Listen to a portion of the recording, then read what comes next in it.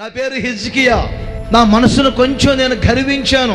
నాకు అతి విస్తారమైన ధనము ఐశ్వర్యం వచ్చినందుకు నాకు ఒక మరణకరమైన వ్యాధి వచ్చింది.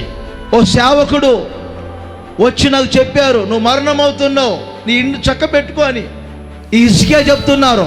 అప్పుడు నేను హాస్పిటల్ సంప్రదించలేదు. నా హృదయం అనే ఇంటిని చక్కపరుచుకున్నాను.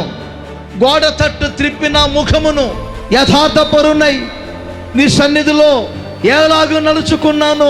కృపతో నన్ను జ్ఞాపకం చేసుకో యేసయ్యా అని నేను కన్నీరు కార్చి ప్రార్థన చేయగా, ఏ సేవకుడైతే నువ్వు మరణమవుతున్నావని చెప్పాడో మరల అదే దైవజనుడు నా దగ్గరకు వచ్చి దేవుని మాట చెప్పారు, హిజ్కియా నీ కన్నీటిని నేను చూచితిని, నీ ప్రార్థన నేను ఆలకించితిని, నీవు చనిపోవు, నీ ఆయుష్ను పొడిగిస్తున్నాను, నీకు నేను ఆరోగ్యమును కలగజేస్తున్నాను.